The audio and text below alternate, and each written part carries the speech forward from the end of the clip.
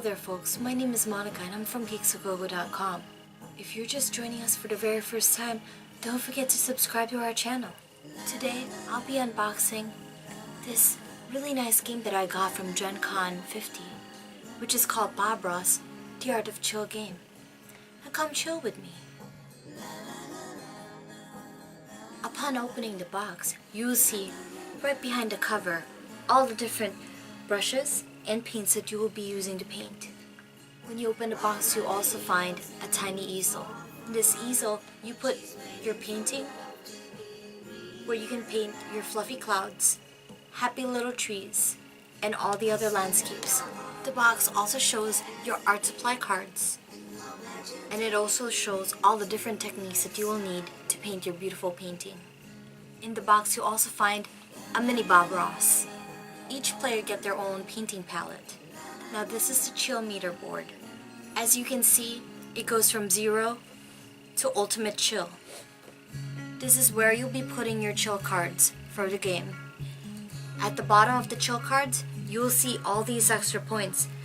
You can get any of these extra chill points if you beat Bob into painting any of these beautiful painting features. The box also includes markers for the players and tokens, and it also includes this dice which shows you what move action you're going to take. And last but not the least, your chill cards.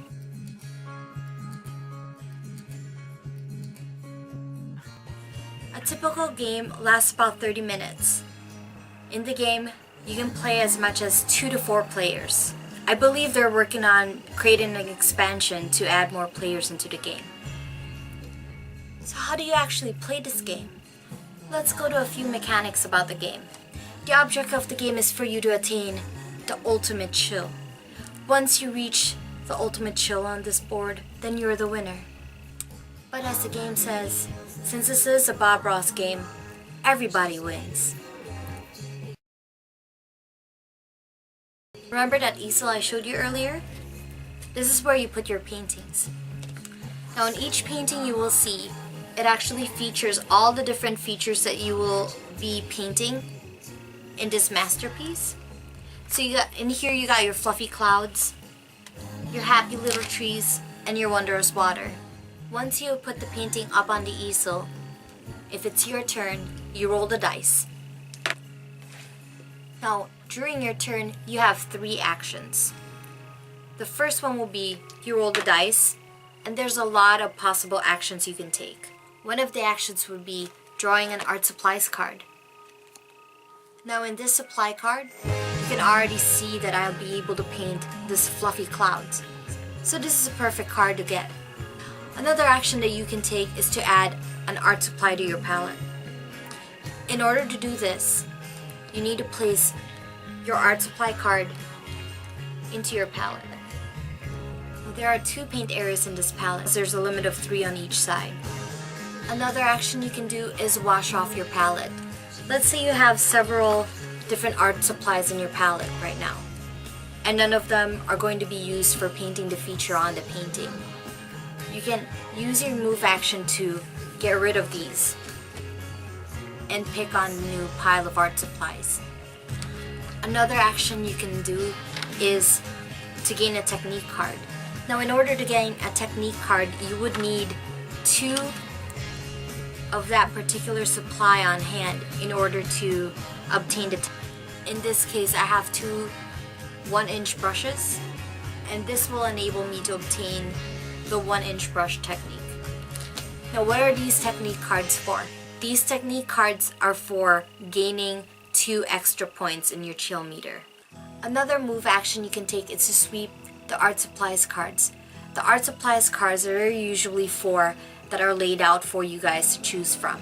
You can replace all 4 art supplies that you just discarded with the top 4 cards from the art supplies pile. And lastly, you can paint a feature. Let's say I wanted to paint fluffy clouds. Luckily in my palette I already have the white and the blue paint in my palette, and they're both strategically placed right on top of each other. This enables me to mix these colors. I also have the 1-inch brush on hand. In order for me to paint the fluffy clouds, I need a blue color, the white, and the 1-inch brush. Now let me tell you one thing about painting a feature. You need to have the brush on hand and not on the palette. So even if I have the number 1 brush here, that actually does not count as painting the feature because I'm using the color in this palette. When you roll the dice and this icon shows up, this icon is actually a representative of Bob. Each time you roll Bob into the dice, you'd actually need to put Bob into the painting. Now for each time that he is rolled, you actually need to move Bob. For each time that you move Bob into the painting, you'd actually need to draw cards as well.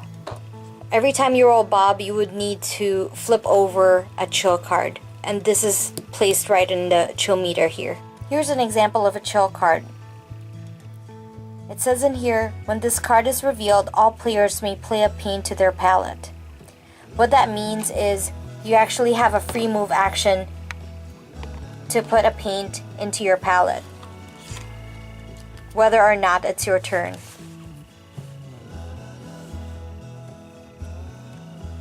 But don't fear, because there are certain cards that says not to move Bob because he's just chilling. Now as Bob moves along the painting, you will notice that it's going to cover certain features to be painted. Each time that Bob covers a feature in the painting, that means you're not allowed to gain points from painting that feature. Or rather, not allowed to paint that feature at all because Bob had beat you to it. Now here's an example of painting a feature and how you gain points from it. Now let's say I want to paint fluffy clouds over here. Now looking at the painting, it looks like Bob hasn't beat me to making it yet. And that garners you 1 point into the chill meter. When I look at my palette, I actually have the 2 paints that I need to paint the fluffy clouds. I've got the blue and the white. And guess what? On hand, I actually have the 1-inch brush. This will allow me to paint the features. Looking at the board, it looks like nobody has painted the fluffy clouds yet. So I actually get 2 points for being the first person to do it. So I'll put a marker on that. My token will now start going up the chill meter. With the 2 points that I gained for painting the fluffy clouds first, I move 2 spaces.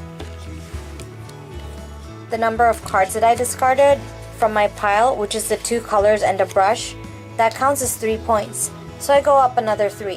1, 2, 3. So painting that feature gains me another point up the chill meter. So here I go again. Are you confused yet? Another way to gain points would be to use your technique cards. As you can see, I have the 1-inch brush and the titanium white for my technique cards. And while painting this feature, I also have the white and the number 1 brush.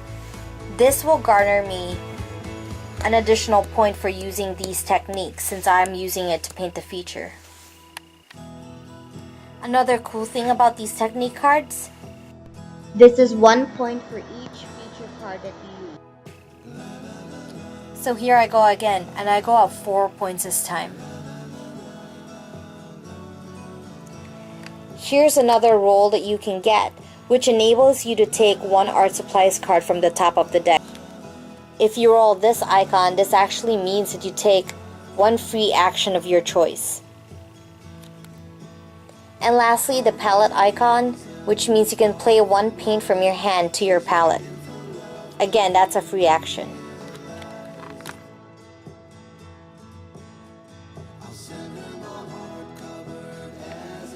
Here are some of the features that you can paint.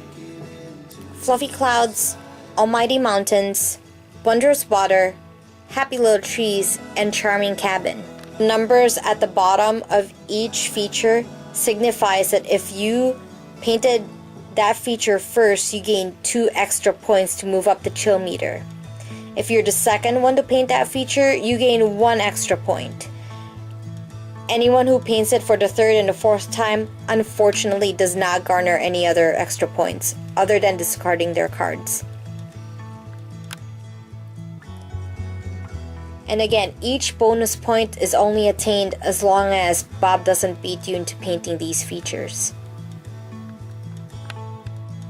Now the game does sound a bit confusing at first, but once you keep in mind what I just showed you, it will make it easy for you to go and attain the ultimate chill. If you ask me, how chill exactly is Bob Ross' Art of Chill game? Let's just say I played this game with a few of my friends, and let me tell you, it was not very chill. Each one of you will not only battle it up the chill meter, but you also battle it out with Bob into creating all the different features that you have on the paintings.